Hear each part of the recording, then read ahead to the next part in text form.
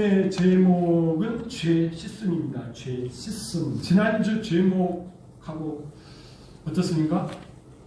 같은가요? 좀 다르긴 다른가요? 지난주 제목은 뭐죠? 죄 사함. 오늘은 죄 씻음. 다를까요? 틀릴까요? 엄격히 보면은 좀 다르긴 해요. 이렇게 죄 사함이라고 하는 것은 우리 원죄를 포함해서 그 예수님 믿기 전에 우리가 하나님 앞에 불수정하던 그 모든 죄를 예수 그리스도의 피공로를 믿음으로 말미암아 사함받고 구원을 얻지요. 이걸 죄 사함이라고 하고 죄 씻음은 그 후에 우리가 구원받고서도 하나님의 자녀로 살면서도 그리스도의 신부로 준비되면서도 죄를 짓잖아요. 그 죄는 이렇게 씻음을 받는다. 여러분 요한 1서 1장 9절 말씀에 가서 보시면은 그것이 조금 차별되게 이렇게 구분되어 있지요. 그래서 뭐 신학적으로는 사함과 씻음이 다르다. 뭐 이렇게 이야기를 합니다. 제가 요한 1서 9장 1장 9절을 읽은 만일 우리가 우리의 죄를 자백하면 그는 믿으시고 위로서 우리 죄를 사하시며 사함 그 다음에 또 하나 나오죠. 우리를 모든 불의에서 깨끗하게 하실 것이요. 깨끗하게 하실 것. 이렇게 나눠진다라고 얘기하는 거죠. 우리가 요한복음 13장에 가서 보시면 예수님께서 십자가를 앞두고 예수님의 제자들에게 발을 씻기셨지요. 우리 생각으로는 베드로 발을 제일 먼저 씻어야 됐을 것 같은데 베드로가 좀 나중에 발을 씻게 되는 모양이더라고요. 예수님께서 제자들의 발을 씻기는 그 광경을 보고 이제 자기 차례가 온 것을 보고 베드로의 마음이 좀 그랬던 것 같아요. 주님 제 발을 못 씻습니다. 제가 주님 발을 씻어야지 어떻게 선생님이 제자 발을 씻습니까? 그랬더니 내가 내 발을 씻지 않으면 나와 상관이 없다. 그러니까 어이구 예수님과 상관없으면 큰일 나지. 그러면은 내 발뿐만 아니라 손도 씻어주고 내 머리도 씻어주세요. 그랬더니 예수님께서 뭐라고 말씀하시죠? 목욕한 자는 발만 씻으면 돼. 사죄함을 받은 자는 이제 그렇죠? 씻음만 받으면 돼. 이렇게 돼서 이렇게 좀 엄격하게 보면은 이 죄 사함이나 죄 사함과 죄 씻음이 뭐 이렇게 구분을 할 수 있으나 사실 성경 전체적인 이런 흐름을 보면은 그런 걸 같은 의미로 사용을 하지요. 그렇죠. 그래서 오늘 이 죄 씻음도 하나님의 죄 처리 방법 가운데 하나죠. 우리의 죄가 이렇게 정결하게 씻어져서 하얗게 되는 것을 의미합니다.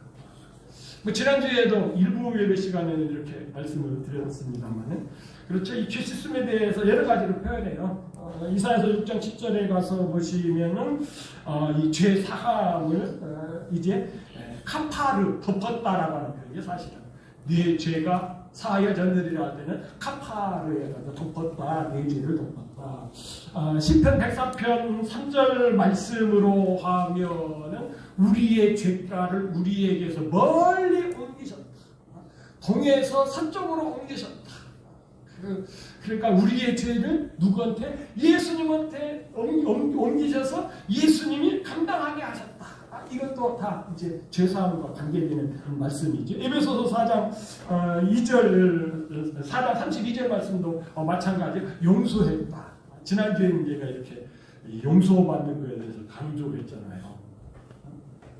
이건 좀 제 그 시부까지 드러내면서 용서에 대해서 설명했는데 그런 거 숨기고 싶거든요. 우리 집사람도 그런 사적인 얘기를 왜 그렇게 하냐고. 그런데 이런 것까지 하면서 했는데 이 용서가 얼마나 귀한 거. 이거 못 느꼈으면 정말 손해봤는데요. 그런 얘기 않고 거룩한 척. 우리는 부부싸움도 않고 사는 것처럼 다 이렇게 콩잡고. 그런데 그것까지 드러내면서 이 용서의 은총이 얼마나 귀한 용서. 그래서 용서라고도 이렇게 표현하고요. 로마서 3장 25절에서는 간구하였다. 파레시스, 사면이라고 하는 뜻을 해결했는데 묵인입니다. 사면. 사명. 하나님께서 우리의 죄를 묵인하셨다. 파레세스. 이런 뜻으로 얘기하고, 우리가 그 총체적으로는 우리가 지난주에 우리가 생각했던 로마서 4장에 있는 말씀을 통해서 시편 32편, 불법이 사함을 받고 죄가 가려짐을 받은 사람은 복이 있고 주께서 그 죄를 인정하지 아니하실 사람은 복이 있다. 여러분, 다윗 임금님이 파리 땅을 보냈잖아요. 그렇잖아요. 하나님께서 다윗 임금님이 못 가지고 정치를 했어요. 하나님의 기름 부으신 성령의 임재를 가지고 통치했는데 밧세바를 범하고 나니까, 그래서 막 하나님께 매어다니면서 이 영을 걷어가지 마십시오, 걷어가지 마십시오 했는데 하나님께서 어떻게 했어요? 밧세바가 임신한 그 아들만 데려가고 용서해 주시고, 다음에 난 아들은 어떻게 해요? 왕이 되게, 솔로몬 왕이 되게 하셨잖아요. 그래서 그 사죄에 받는 그 기쁨 충만해가지고 시편 32편에서 쫙 말씀하시는 거. 우리가요, 예수님 믿고 죄사함 받은 것이 있으면 그런 기쁨을 경험하는 것이 있어야 돼요. 그래야 구원받았다고 할 수 있는 것이죠. 이사야서 44장 22절에서는 하마, 오늘 나오는데요, 없이했다, 씻었다, 닦아냈다. 오늘 저희들이 이제 죄 씻음 얘기하잖아요. 이렇게 성경에는 다양하게 이렇게 표현하고 있기 때문에 참 우리가 그것을 같이 죄 사함과 죄 씻음을 같이 봐도 전혀 문제가 없기는 합니다. 그런데 오늘 본문은 사실은 그 하나님께서 이 죄 씻음을 우리의 구원의 조건으로 벌써 창세 전부터 계획하시고 그 계획 속에서 예수님을 보내시고 때가 되면 우리를 믿게 하시고 그러잖아요. 그것을 나병 환자를 통해서 설명을 하십니다. 나병. 여러분, 나병 환자하고 우리 죄인들하고 연적으로 보면은 아주 비슷해요. 99.9% 비슷해요. 이 나병이라고 하는 것이 무엇입니까? 이 나병균이 우리 피부와 신경계를 침투해가지고 감각을 무디게 해버려요. 아프지가 않아. 아니, 병에 걸렸으면 아프야 치료받겠다 뭐 이러는데 아프지가 않아. 그러면서도 어떻게 돼요? 손가락은 떨어져 나가고 코는 문드러지고 눈썹은 뺏기고. 얼마나 감각이 없는지. 그 문둥병 있는 사람이 기타를 치면서 노래를 해요. 여러분, 기타의 코드 잡기가 굉장히 어려워요. 저 같은 경우는 이제 좀 손에 관절이 있어서 기타를 포기를 했는데 이게 굉장히 아프고 막 그러거든요. 처음에 배울 때는 더 그렇고요. 그런데도 이 손가락이 문드러져 나가는데도 그거 잡고서 기타 치는 건 뭐 나병이기 때문에 안 아프니까 그런 거죠. 그리고 뭐 참 우리가 하나님 앞에 범죄해서 죄인으로 살면은 하나님과 이별한 이 사망의 고통을 느껴야 되는데 못 느껴? 못 느껴. 오히려 죄악의 기쁨을 느끼지. 그런 면에서 나병하고 우리 죄하고 비슷하기 때문에 하나님께서 구약에서 이 죄인들을 설명할 때, 그리고 그 죄인들이 구원함을 받을 때에 이 나병 환자가 정결케 되는 이 과정을 통해서 설명하는 것이 오늘 본문입니다. 그런데 오늘 본문을 잘 이해를 하려고 그러면은 이 13장에서 말씀하시는 것을 먼저 이해를 해야 돼요. 특별히 계시록 아닙니다. 레위기 13장 13절 한번 다 같이 읽어보겠습니다. 시작.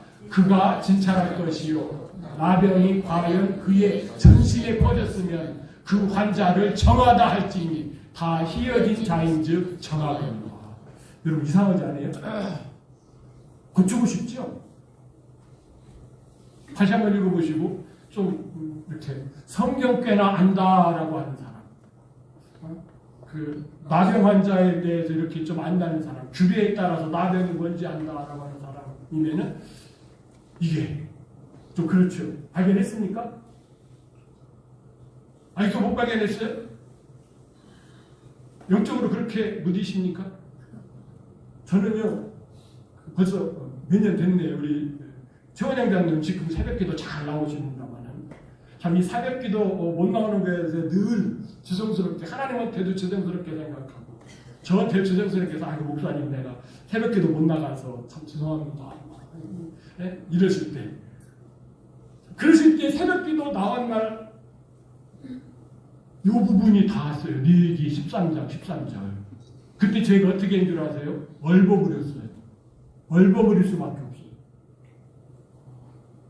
전신에 퍼졌으면 그 환자를 부정하다 할지니 이렇게 돼야 되는데 정화하다? 번역이 잘못됐나? 출판사에서 성경을 찍을 때에 그 옷판을 만들어서 잘못 찍었나? 그래가지고 제가 생생하게 제 머릿속에 최양은 기억할지를 모르겠어요. 새벽에 오래간만에 나오셔서 저러셨는지는 모르겠지만 얼버무렸어요. 얼버무릴 수밖에 없었어요. 이 말씀이 이해가 되지 않으니까. 그런데 저뿐만 그런 것이 아니라 목사님들 가운데 99%는 그런 것 같아요. 이건요 AI도 못 풀어요. AI도. 요즘 얼마나 좋은 세상인지 이게 핸드폰 갖고 있으니까 이제는 주소 없어도 돼요. 주소 없어도 되고 그냥 여기 맞고 누르면은 쭉 나와요. 레위기 13장 13절 딱 쳤더니 AI 개요. 레위기 13장 13절은 피부병, 나병이 사람의 온몸을 덮어 완전히 퍼졌을 때 제사장이 그 사람을 정결하다고 선언하는 규례를 담고 있으며 여기는 정결하다고 하는 표현을 담고 있으며 이렇게 표현을 하고 있어요. 정결하다. 이는 병이 밖으로 완전히 발현된 상태를 의미하며 죄로 인한 부정함을 완전히 인정하고 회복되는 기대의 상징적인 의미를 있다고 해석됩니다. 이렇게. 그런데 이 정도일게요? 이 정도이기 때문에 정하다고 했을까요? 제가 요즘에 자부심을 가지고 있어요. 요즘 막 목사님들이 심심치 않게 요즘은 막 목사 노릇하기 쉬워. 설교 준비하기 너무 쉬워. AI한테 죄짓음에 대해서 설교 한 편 작성해줘. 그러면 작성해준대요. 너무 길어. 너무 길어. 한 30분짜리로 줄여줘. 그럼 또 줄여준대요. 여러분 이런 시대에 저는 AI가 설교하지 않는 설교를 하는 자부심. 이런 자부심을 가지고.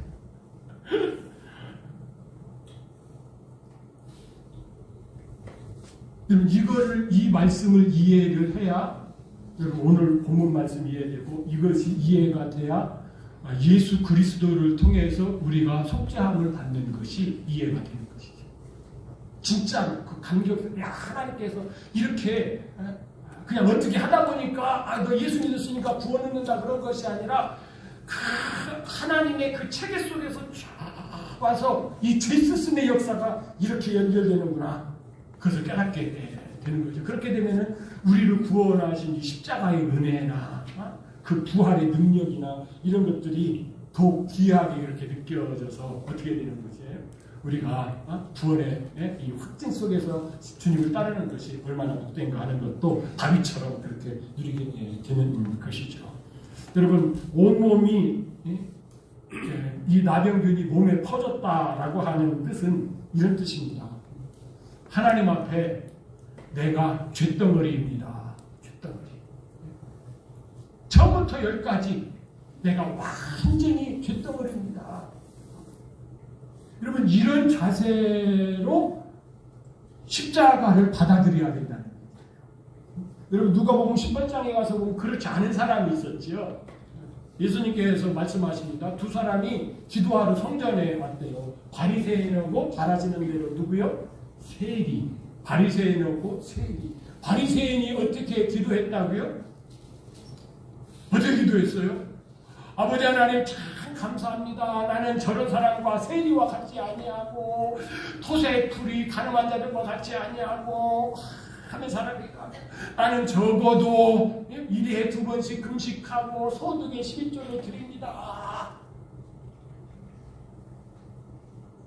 그런데 이 사람은 뭐예요? 죄인이 아니라는 건 아니야. 나도 죄인이긴 죄인인데 내가 하나님 앞에 잘하는 것이 더 많지 않습니까? 너무너무 감사합니다. 이런 사람은 내가 죄덩어리입니다가 아니죠. 내 온 몸에 나병균이 퍼졌습니다가 아니죠. 아이고 나병균 그냥 내 손에만 있네요. 발은 괜찮아요. 이런 거죠. 그런데 나병균이 온 몸에 발끝에서부터 머리까지 퍼졌다라고 하는 사람은 누구예요? 세리죠. 나는 죄인이로소이다. 나는 죄덩어리입니다. 나를 불쌍히 여겨주십시오. 나를 용서해 주십시오.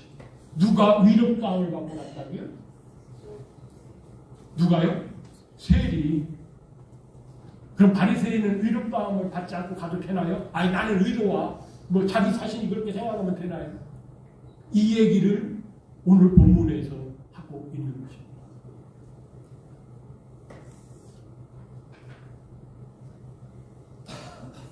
여러분 이 말씀을 좀 잘 묵상해 보세요. 지금 무슨 내용이지요? 문둥병이 딱 피면은 피부가 이상해지면은 그 당시에는 의사가 없으니까 누가 의사까지 했어요? 제사장. 그래서 제사장 보고 짐 차려라 이렇게 말씀드려요. 그래서 제사장이 딱 보고 문둥병이네 이렇게 피부가 툭툭 파리고 일반 피부병하고는 다르네. 악성 괴질이네. 문둥병이네. 이 문둥병을 자꾸 어떻게 해요? 옮기니까 전염시키니까 이 사람은 어떻게 해야죠? 부정하다! 딱 이렇게 진단을 딱 내리면은 그 사람은 어떻게 된다고요? 지인에서 지금 이 말씀은 이스라엘 백성이 광야 생활할 때 지인 생활을 할 때 말씀하시니까 지인에서 쫓겨납니다. 지금 우리가 14장을 보는데 13장 46절에 가서 보면 알죠. 부정한즉 지인에서 쫓겨나서 혼자 살되 진영 밖에서 살지니라. 죄를 상징하는 이 문둥병에 걸리면은 자꾸 다른 사람에게 전염시키니까 지인에서 살지 못합니다. 가정에서 살지 못해요. 부인과 같이 살지 못해요. 자녀과 같이 어머니 모시고 살지 못해요. 바깥으로 쫓겨 나가야 되는 것입니다. 이게 뭐지요? 우리가 죄인을 지면은 죄인이 되면은 하나님 가정에서 쫓겨나는 것처럼 하나님과 분리되는 것처럼 이렇게 분리가 되는 것이지요. 그런 사람이 어떻게 돼요? 문둥병이만 꽉 퍼져가지고 머리에서부터 발끝까지 퍼져가지고 흰색으로 변해. 그러면은 어떻게 된다고요? 제사장이 지인 밖으로 나갑니다. 지인 밖으로 나가서 그 환자를 만나고 뭐라고 하라고요? 정하다. 이제 너는 지인 안으로 들어와도 돼. 정하다. 그렇게 선언해라고 하는 말씀이 오늘 본문 쭉 나오는 내용이 바로 그런 내용입니다. 여러분 이것을 조금 여러분들이 묵상해보고 13장을 조금 더 연결해서 읽어보면은 그렇게 정하다 해서 지인 안으로 들어왔다가도 다시 이렇게 세살이 돋거나 이러면은 다시 부정한 사람이 되어서 다시 진 밖으로 쫓겨요. 그러면은 하나님께서 여기서 볼 때 나는 완전히 문둥병자입니다. 이럴 때에 그래서 힘 반점이 생기는 것은 혀졌다는 것이에요. 그건 뭘까요? 문둥병도 그렇잖아요. 음성이 있고 양성이 있죠. 이제 다른 사람한테 전염 안 시킨다 그런 것이 음성입니까? 양성입니까? 음성이 됐다는 얘기죠.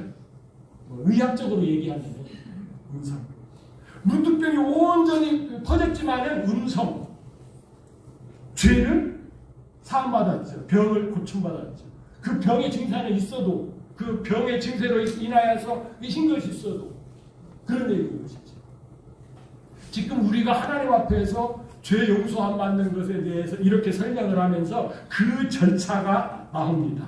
4절 보시면은 제사장은 그 정결함을 받은 자를 위하여 명령하여 살아있는 정결한 새 2마리와 뭐가 필요하다고요? 명령해가지고 이거 제사장이 가지고 가는 것 아니에요? 명령해가지고 이 문둥병 걸린 사람이 준비하는 것이겠지. 아니면 그 가족이 준비한다든가. 새 2마리. 새인데 무슨 새예요? 정결한 새. 그렇다면 부정한 새도 있다는 얘기죠. 부정한 새와 정결한 새를 어떻게 구분하죠? 지금 우리가 레위기 14장을 보는데 11장에 가서 보시면은 정결한 것과 부정한 것을 구별하는 것이 나오죠. 새는 특별히 정결한 새는 어떤 새예요? 오리처럼 물가키가 있으면은 부정할까요? 정할까요? 이게 부정합니다. 오리는 물고기 잡아먹고 살잖아요.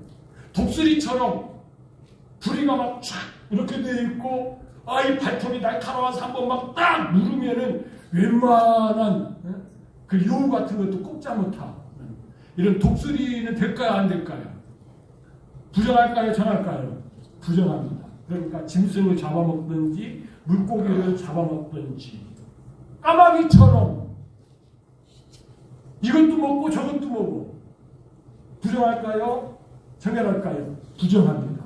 그런데 참새나 비둘기나 이런 것처럼 이 곡식, 곡물류 이런 거 먹는 것이 뭐라고요? 정결한 거죠.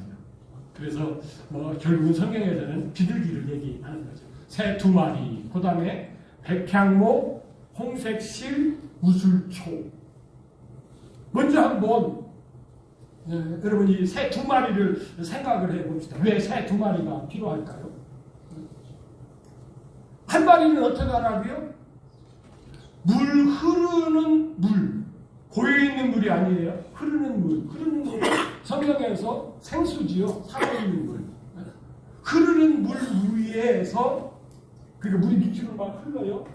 위에서 질그릇을 받치고 그 새 한 마리를 잡습니다. 어떻게 잡을까요? 어떻게 이렇게 목을 비틀어가지고 이렇게 목을 돌리면은 목이 또 끊어지겠죠. 제사장이 새를 잡아서 하나님 앞에 제사 지낼 때는 그렇게 해요. 그래서 피를 쭉 뺍니다. 그러면은 그 그릇에 뭐가 있겠어요? 새 피, 한 마리의 새가 죽어서 피를 거기다가 남기겠죠.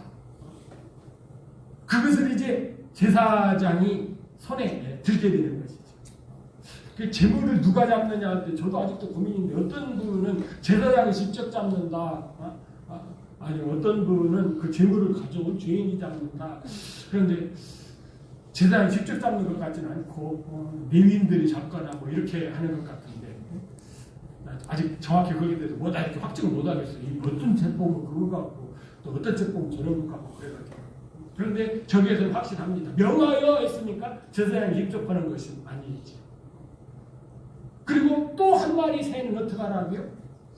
또 한 마리 새는 백향목과 홍색실과 우슬초와 함께 어떻게 하라고요? 그 새 피를 받은 그 질그릇에 있는 그 피에다가 그 새를 푹 찍어요. 그러면 그 새한테 우슬초에 백향목에 홍색실에 뭐가 묻겠어요? 새 피가 딱 묻지요. 그 피를 누구한테? 문둥병 환자.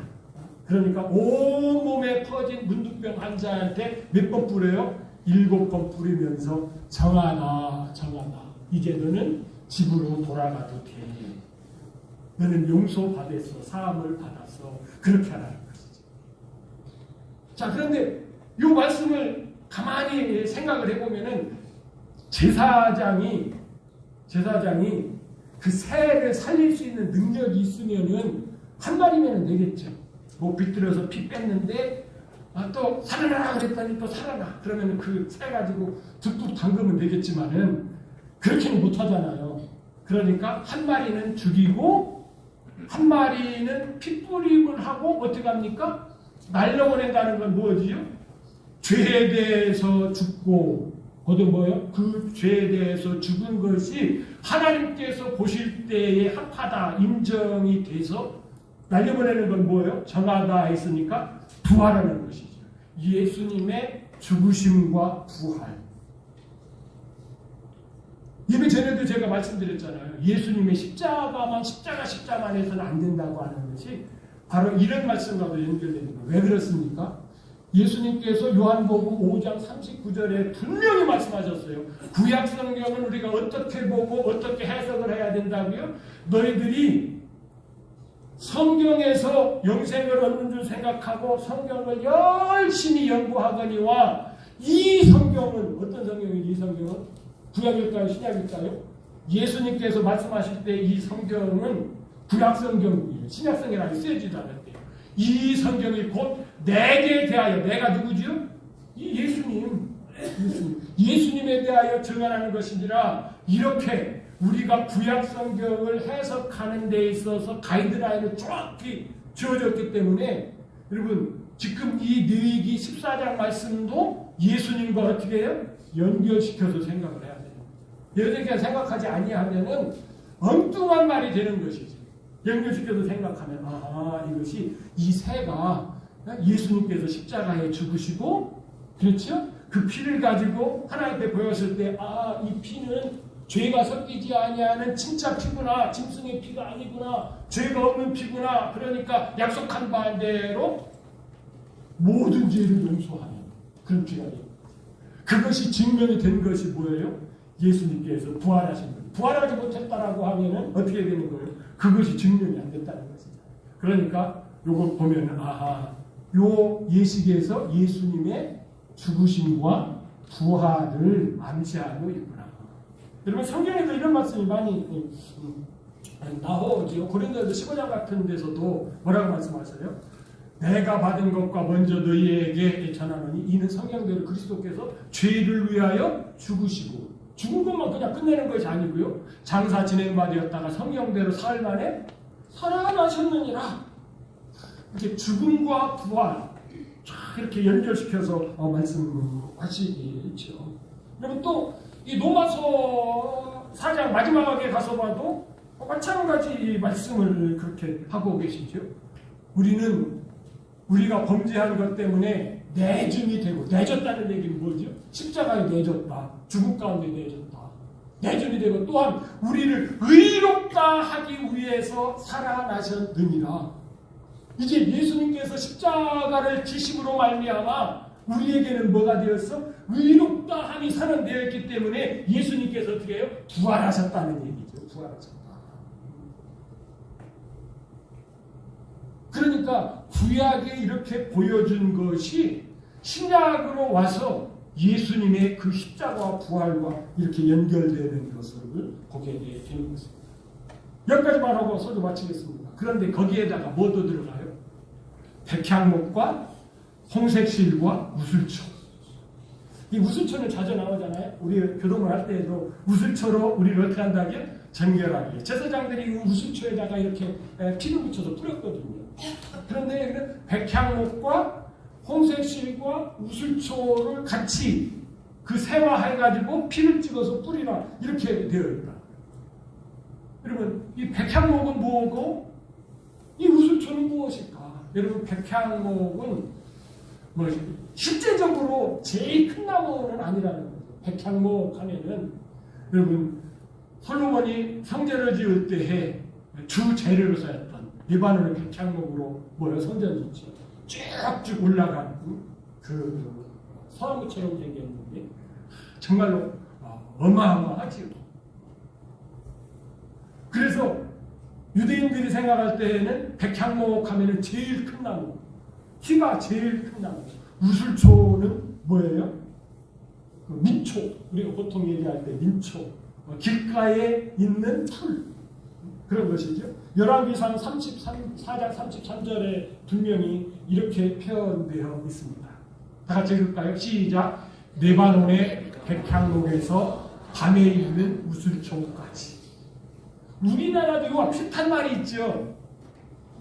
혹시 백두산에서부터 한라산까지, 백두에서 한라까지 이런 얘기 들어보셨어요? 이런 말씀하고 아주 유사한 말씀이죠. 어마어마한 그 나무에서부터 들의 그 이름 있기는 하네. 우슬초라고 하는 그 담장 밑에 그 자라는 그 우슬초까지. 그런데 그것이 뭐라고요? 홍색실. 이 홍색실은 뭘까요? 홍색실. 홍색실. 이사야서 1장에 가서 보시면 이런 말씀이 있어요. 너희 죄가 주홍 같을지라도 눈과 같이 희어질 것이요 진홍같이 붉을지라도 양털같이 희게 되리라. 주홍, 붉은 거, 진홍 뭐를 상징해요? 죄를 상징하고 있죠. 죄. 그러니까 우슬초에서부터 백향목까지 그 사이에 그 우주 그 사이에 있는 모든 것들이 뭐예요? 죄로. 여러분 이 말씀을 여러분들이 이해하시려면 로마서 8장에 있는 말씀을 좀 묵상해 보시면 아시죠. 사도 바울 선생님이 우리의 죄를 쭉 얘기를 하면서 야 우리가 죄를 져서 누구까지도 탄식한다며 피조물까지도 탄식하면서 피조물도 하나님의 아들들이 나타나기를 바래.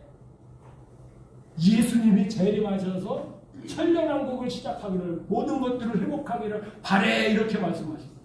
우리가 못 느끼지만은요 우리의 죄 때문에 우슬초에서부터 백향목까지 이 지구상에 있는 식물이나 동물이나 이런 것들도 어떻다고요? 죄악의 진도를 지금 맛보고 있다고요. 사실 그렇잖아요. 동물들도 살고 싶어서 그렇게 하는데 우리의 죄가 결국은 뭐를 먹어요? 하나님께서는 원래 우리가 이 육신을 가지 않도록 그렇게 만드셨는데 그런데 왜 이렇게 고기 먹으면 맛있어? 그렇지? 거기에다가 기름으로 튀기면 얼마나 맛있어. 제가 우리 집사람한테 통닭 먹고 싶어. 통닭 먹고 싶어. 제가 생각하기엔 한 3년 반은 얘기한 것 같아요. 어제 사주더라고 어제. 근데 3년 반은 아니고 뭐 1년쯤 됐다고 그러더라고요. 당신 이거 통닭 자꾸 먹으면 나 바보래. 당신 먹고 싶어도 참어. 얼마나 맛있는지 고기가 얼마나 맛있는지. 그런데 사실은 그게 뭐죠? 우리가 죄악의 낙을 누리는 거죠. 죄 때문에 짐승 잡아먹어. 그러니까 이 짐승들은 죄 때문에 지금 뭐예요? 탄식하고 있는 거야. 그래서 저 예시를 통해서 하나님께서 그런 것 모든 것들을 해결하는 것을 이렇게 구약에 보여주신 거예요. 그러니까 하나님께서 예수님 십자가에 못 박혀 돌아가시게 하시고 우리를 구원하신 것이 그냥 어떻게 하다 보니까 된 것이 아니라 하나님의 치밀한 계획 속에서 쭉 보여주는 것이에요. 그 피 흘림을 통해서 하시는 거죠. 그 아담과 하와가 범죄하고서 죄 있으니까 양심은 있으니까 부끄러움을 알으니까 어떻게 했어요? 하나님 앞에서 무화과 나무 잎으로 치마를 딱 괜히 입었는데 그 무화과 나무를 얼마나 못 가리잖아요. 그러니까 하나님 용서해 주세요. 제가 죄됐습니다. 아담이 뭐라고 그러죠? 하나님께서 이렇게 만들어주신 이 여자가 먹으라고 해서 먹었습니다. 하와는 뭐라고 그러죠? 아이고 이 뱀이 먹으라 해서 먹었습니다. 용서해 주세요. 그러니까 이 무화과나무로 해입은 이 치마는 벗겨버리고 가죽옷을 입혔어요. 그 가죽이 나오려고 그러면은 하나님께서 창조해서 입힌 것이 아니라 피를 내어서 짐승의 피를 내어서 가죽옷을 만들어 놓은 거죠. 피 흘림이 뭐라고요? 죄를 가리는구나. 죄를 씻는 것이구나. 죄를 용서하시는 것이구나. 그렇게 보여준 그 맥락 속에서 오늘 이 말씀까지도 나온 것이다. 죄 씻음의 역사는 하나님의 구원의 역사입니다. 하나님의 사랑의 역사입니다. 우리가 이것을 깨달을 때 더욱 하나님을 사랑하고 하나님께서 우리를 구원한 이 진리가 우리의 심령 속에서 풍성하게 열매를 맺을 줄 믿습니다. 자리에서 일어나겠습니다. 620장